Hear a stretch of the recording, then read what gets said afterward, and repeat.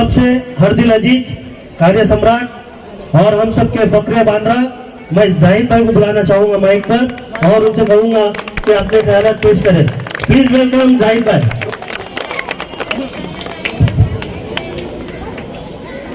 अस्सलाम वालेकुम। यहाँ पर तशरीफ लाए हुए, बैठे हुए, खड़े हुए सभी बुजुर्ग, नौजवान साथियों, दोस्तों, इज्जत इमाम, पर्दा नशीन माँ बहनें और मासूम बच्चों, आप सभी को 26 जनवरी की बहुत बहुत मुबारकबाद। 26 जनवरी को हम सब गणतंत्र दिवस कहते हैं। डॉक्टर बाबाराव भीम साहब अंबेडकर ने 26 जनवरी यानी आज ही के दिन भारत के संविधान को लागू किया था। डॉक्टर बाबाराव भीम साहब अंबेडकर के जरिए हम सबको फंडामेंटल राइट्स मिले हैं। डॉक्टर बाबाराव भीम साहब अंबेडकर के जरिए अमीर, गरीब, छोटा, बड़ा सबको बराबर का हक मिला है। और सबसे बड़ी बात यह हुई है कि जनतंत्र की स्थापना हुई है।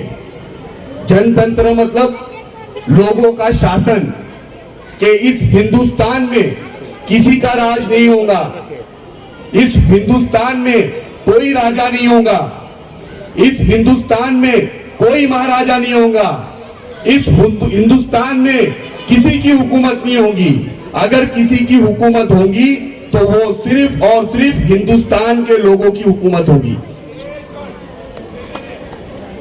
आजादी से पहले हिंदुस्तान पर लोगों ने 1000 साल तक हुकूमत की और 1000 साल तक एक ही कोशिश होती रही कि इस मुल्क की एकता को कैसा खत्म किया जाए, गंगा जमुना की तहजीब को कैसा मिटा दिया जाए।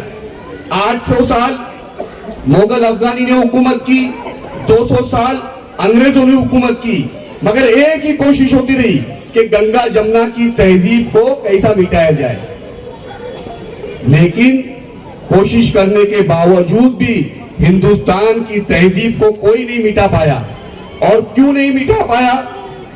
क्योंकि हिंदुस्तान दुनिया का वाहिद मुल्क है जहां इतनी बड़ी तादाद में अलग अलग तहजीब, अलग अलग मजहब के लोग रहते हैं।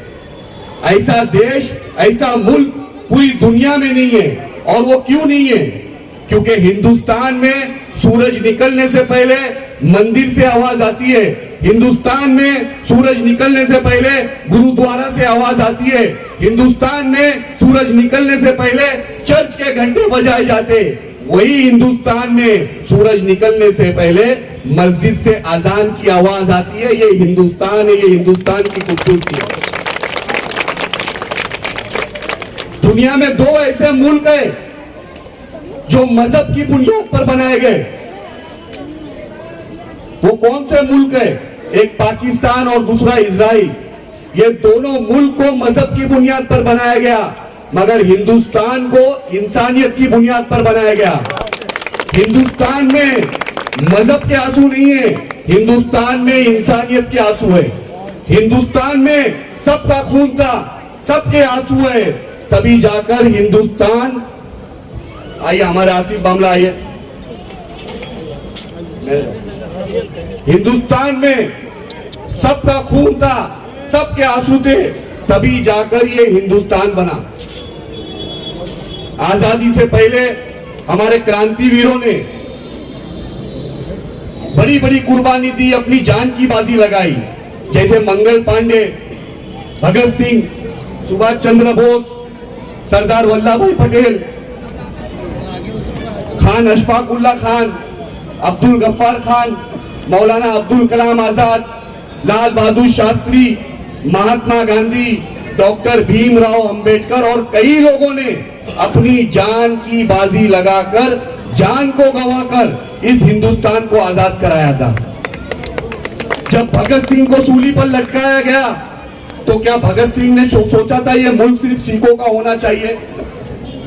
जब सुभाष चंद्रशेखर ने आवाज दी बंगाल से कि तुम मुझे खून दो मैं तुम्हें आजादी दूंगा, तो क्या सुभाष चंद्र बोस ने सोचा था ये मुल्क सिर्फ बंगालियों का होना चाहिए?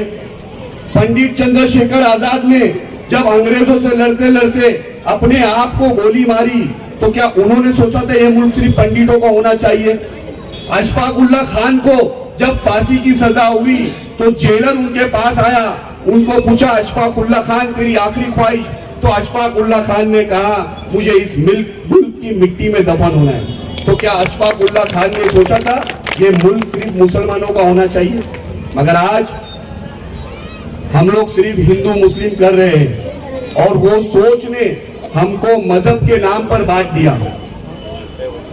हिंदू मजहब के लोग हिंदुत्व को मानते हैं, हिंदुत्व की राह पर चलते हैं। मुस्लिम मजहब के लोग इस्लाम को मानते हैं, इस्लाम की राह पर चलते हैं। लेकिन आज वो दौर है हिंदुत्व को इस्लाम के खिलाफ बांट दिया और इस्लाम को हिंदुत्व के खिलाफ बांट दिया। पूरी दुनिया में हिंदू मजहब के लोग गीता पढ़ते हैं और गीता को मानते हैं। गीता क्या कहती है?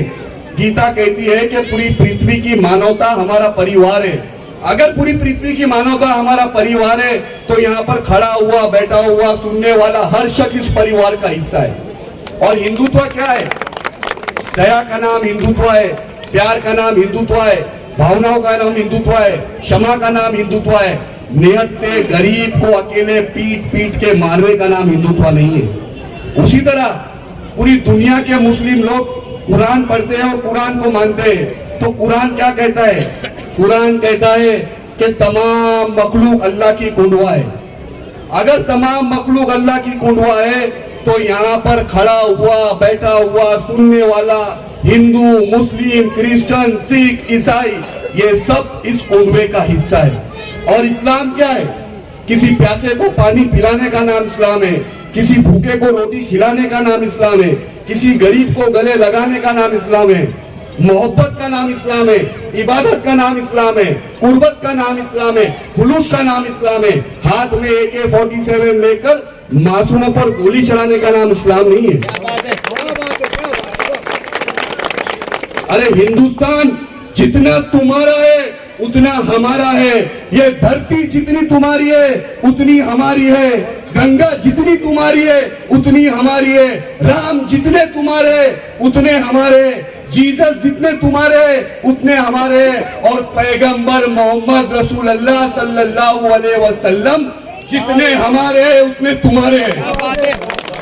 मेरे अजीज दोस्तों और बुजुर्गों, एक बात याद रखना, मिट्टी जब इकट्ठा होती है तो ईंट बनती है, ईंट जब इकट्ठा होती है तो दीवार बनती है, दीवार जब इकट्ठा होती है तो कमरे बनते हैं, कमरे जब इकट्ठा होते हैं तो घर बनता है, घर जब इकट्ठा होता है तो मोहल्ले बनते हैं, मोहल्ला जब इकट्ठा होता है तो इलाका बनता है, इलाका जब इकट्ठा होता है तो शहर बनता है, और शहर जब इकट्ठा होता है तो राज्य बनता है, स्टेट बनता है, और राज्य स्टेट जब इकट्ठा होता है तो ये देश बनता है। ये बेजुबान जब इकट्ठा हो सकते हैं तो हम इंसान क्यों नहीं इकट्ठा हो सकते? हिंदू मुस्लिम क्यों नहीं इकट्ठा हो सकते? 140 करोड़ हिंदुस्तानी क्यों नहीं इकट्ठा हो सकते? हमें इस बात पर गौर और फिक्र करना है। आज हमारे नौजवान बच्चे तो नजर आते हैं, आसिफ भाई, मेराज भाई, मगर बड़ी अफसोस के साथ कहना चाहता हूं कि काम या कारोबार करते नजर नहीं आते। आज गुमराही की राहों में भटके हुए, कोई चरस का नशा करता है, कोई दारू का नशा करता है, कोई गरज का नशा करता है। ये हमारी कौम, हमारे मजहब, हमारी देश के सारे लोगों को एक नशा पीछे लेके जा रहा है। और वो नशा क्यों करता है? कोई बताएगा मुझे क्यों करता है? सिर्फ ये जो शब्द है ना, क्यों, ये क्यों के वजह से करता है। मैं एग्जाम में क्यों फेल हो गया, मैं उससे पीछे क्यों रह गया, मेरे बाप ने मुझे क्यों पैसा नहीं दिया, मेरे भाई ने क्यों मुझे कारोबार में नहीं घुसाया, मैं गरीब क्यों रह गया, मैं एसआरए की बिल्डिंग में क्यों रह गया, मैं झोपड़पट्टी में क्यों पैदा हो गया। ये क्यों आप लोगों को बर्बाद कर रहा है।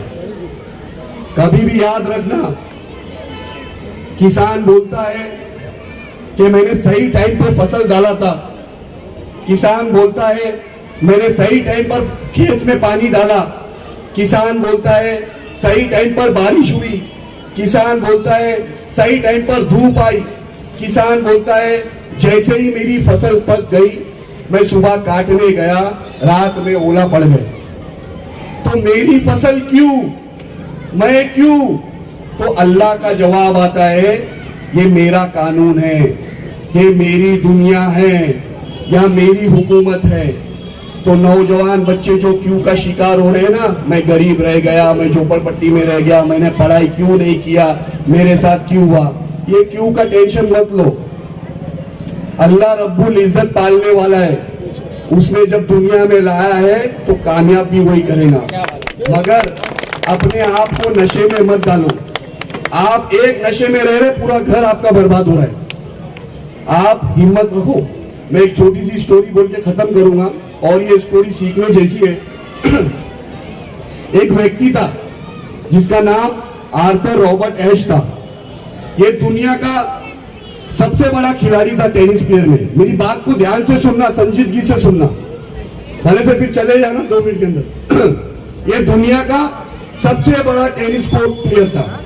टेनिस की दुनिया में 4 टूर्नामेंट होते हैं, 4 प्रोग्राम बड़े होते हैं हर साल में। एक ऑस्ट्रेलियन ओपन, एक यूएस ओपन, एक विंबलडन ओपन, एक फ्रेंच ओपन। तो 4 बड़े टूर्नामेंट होते हैं और ये टेनिस की दुनिया का सबसे बड़ा खिलाड़ी था।